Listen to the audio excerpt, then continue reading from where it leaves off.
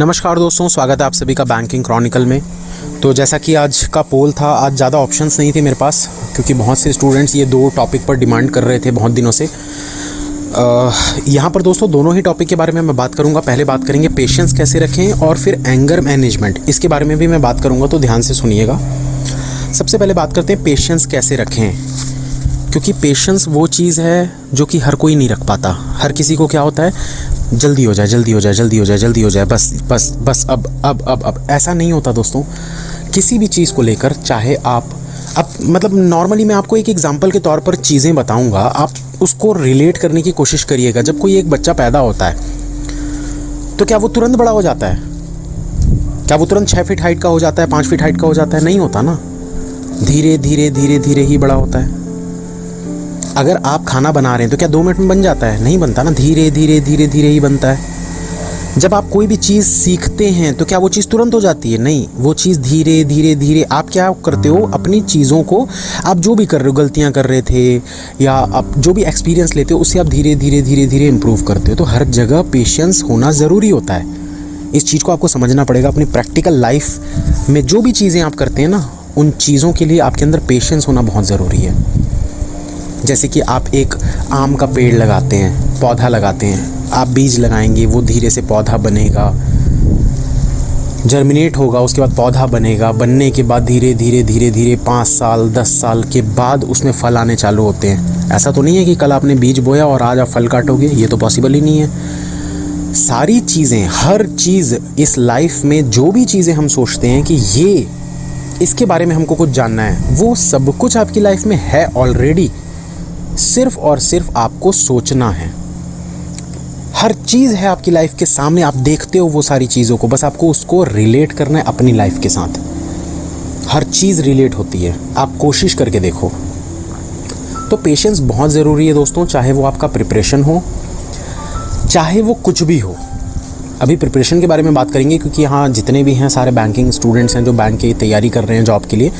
तो पेशेंस होना दोस्तों बहुत ज़्यादा ज़रूरी है। जैसे कि मैं एग्ज़ाम्पल के तौर पर आप लोगों को और भी चीज़ें बताऊंगा कि जब मैंने तैयारी स्टार्ट की थी तो बहुत से मेरे ऐसे फ्रेंड्स थे जिन्होंने तैयारी चालू की थी, लेकिन उनका क्या था, 1 पेपर नहीं क्लियर हुआ, 2 पेपर क्लियर नहीं हुआ, 3 पेपर क्लियर नहीं हुआ, वो छोड़ देते थे तैयारी।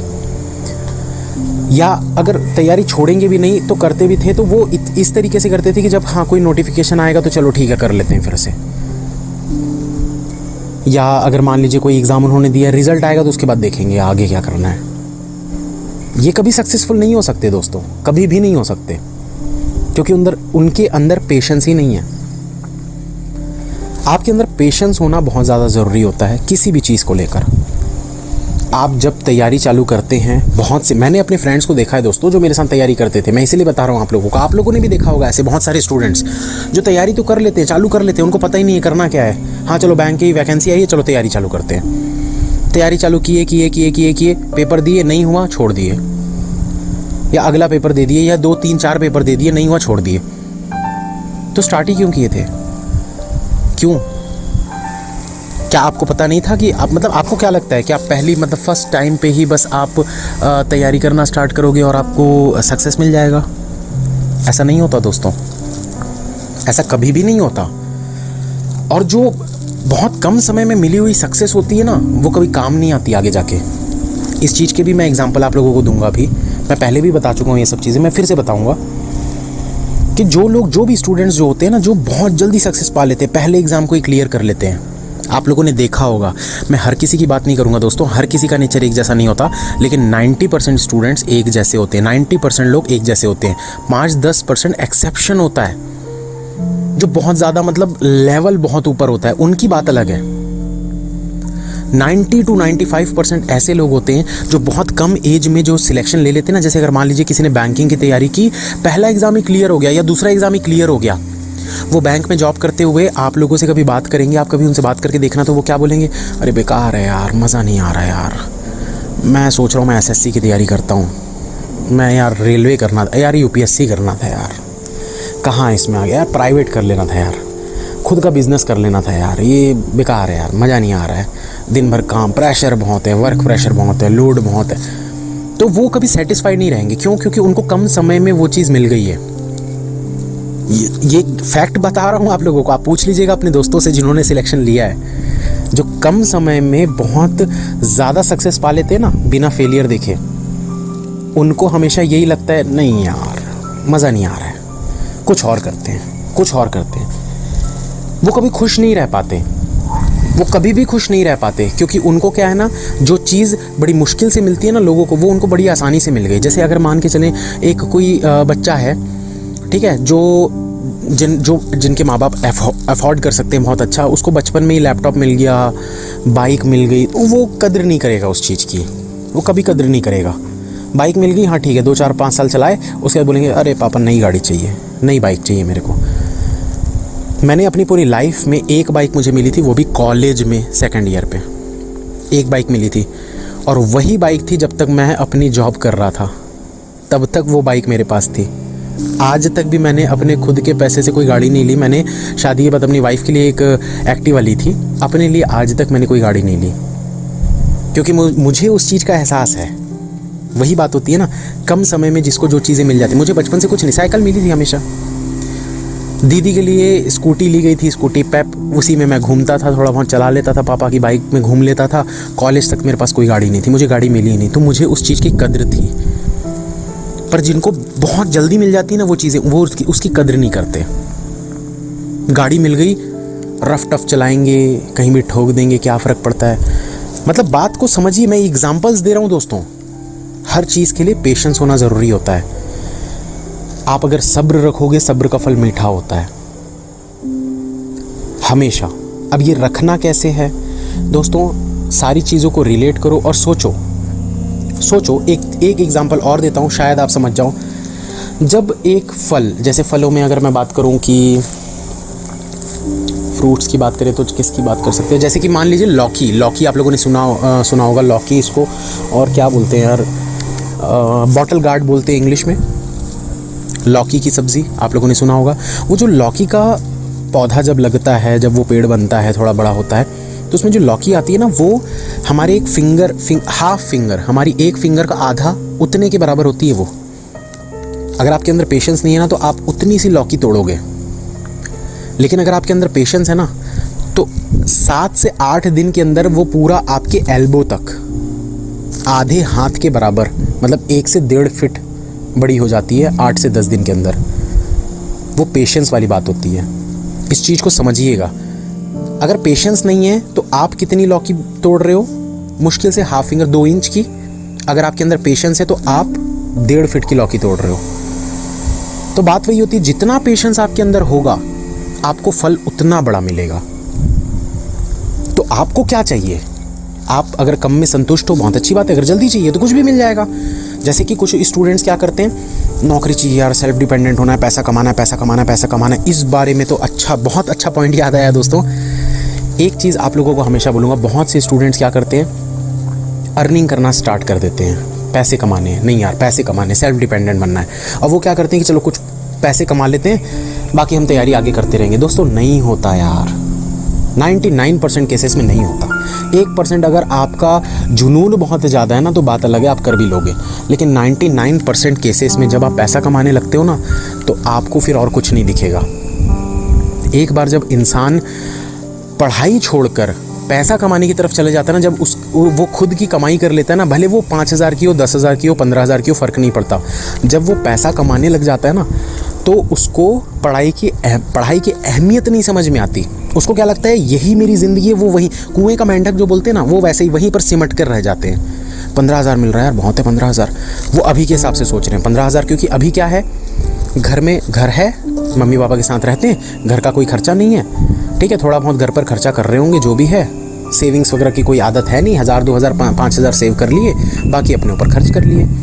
तो वो अभी अपनी क्या करते हैं, जो प्रेजेंट लाइफ है उसके बारे में सोचते हैं। बट दोस्तों कभी भी अपनी प्रेजेंट लाइफ के बारे में नहीं सोचना चाहिए, ना ही अपनी पास्ट लाइफ के बारे में सोचना चाहिए। हमेशा अपनी फ्यूचर लाइफ के बारे में आपको सोचना चाहिए, क्योंकि आप अभी अकेले हो।